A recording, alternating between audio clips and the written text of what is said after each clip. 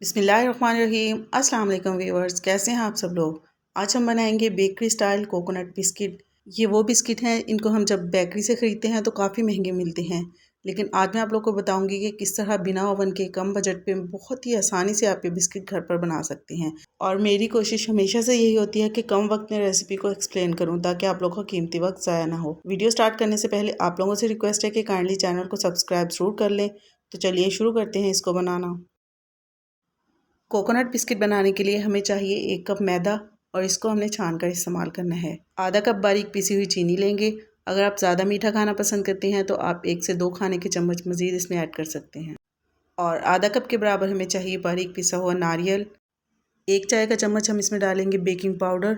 अगर आपके पास baking powder नहीं है और आप बेकिंग सोडा डालना चाहते हैं तो वो आप डालेंगे 2 चुटकी, अगर आप 1 कप मैदे से डो बना रहे हैं। आधा कप ही हम इसमें डालेंगे बनास्पति घी, लेकिन देसी घी भी डाल सकते हैं और बटर भी डाल सकते हैं, मतलब जो भी आपकी मर्ज़ी हो। 3 खाने के चम्मच इसमें दूध शामिल करेंगे और इन सारी चीज़ों को अच्छी तरह से मिक्स कर लेंगे।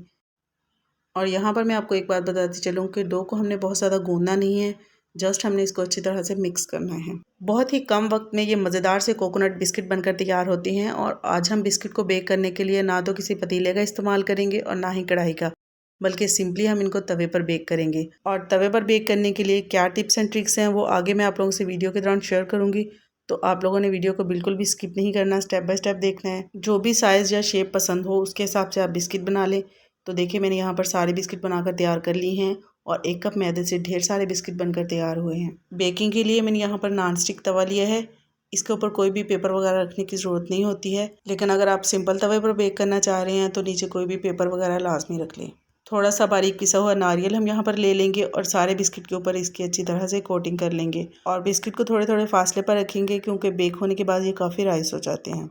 बेकिंग के लिए मैंने यहाँ पर एक सिंपल तवा लिया है और इसको तकरीबन 4 से 5 मिनट के लिए अच्छी तरह से प्रीहीट कर लिया है। इसके ऊपर हम बिस्किट वाला तवा रखेंगे और इसको कवर कर देंगे। मेरे पास यहाँ पर बेकिंग ट्रे थी तो इससे मैंने कवर कर दिया है, लेकिन अगर आपके पास बेकिंग ट्रे ना हो तो आप किसी पतीले के ढक्कन या फिर पतीले वगैरह से भी कवर कर सकते हैं। तकरीबन 20 मिनट के लिए मैंने इनको मीडियम टू लो फ्लेम पर बेक किया है और फ्लेम को ऑफ करने के बाद मैंने तकरीबन 15 मिनट के लिए इनको ऐसे ही छोड़ दिया था। आप देख सकते हैं बहुत ही ज़बरदस्त बेक हुए हैं और बहुत ही अच्छा सा लाइट ब्राउन कलर आया है। और एक बात मैं यहाँ पर क्लियर कर दूँ कि पतीले और ओवन में बेकिंग करने में जस्ट कलर का थोड़ा सा फ़र्क होता है, बाकी टेस्ट और टेक्सचर वगैरह बिल्कुल सेम होता है, कोई भी फ़र्क नहीं होता है इसमें। विदाउट ओवन बिस्किट बनाने की काफ़ी रेसिपीज़ पहले भी मैंने आप लोगों के साथ शेयर की हुई हैं। नान खताई की रेसिपी मैंने आप लोगों के साथ शेयर की हुई है। इसके अलावा ज़ीरा बिस्किट की रेसिपी भी मैं आप लोगों के साथ शेयर कर चुकी हूँ।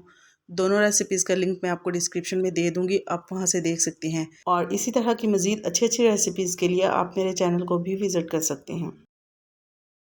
बिल्कुल परफेक्ट, बहुत ही ज़्यादा यमी और क्रिस्पी ये कोकोनट बिस्किट बनकर तैयार हुए हैं और बहुत ही ज़बरदस्त टेक्सचर है इनका, आप देख सकते हैं बहुत ही अच्छे से बेक हुए हैं। आई होप आप लोग को ये रेसिपी पसंद आई होगी। ट्राई ज़रूर कीजिएगा और अपना फीडबैक ज़रूर शेयर कीजिएगा। रेसिपी अच्छी लगे तो इसको लाइक ज़रूर कर दिया करें और दोस्तों में शेयर भी कर दिया करें।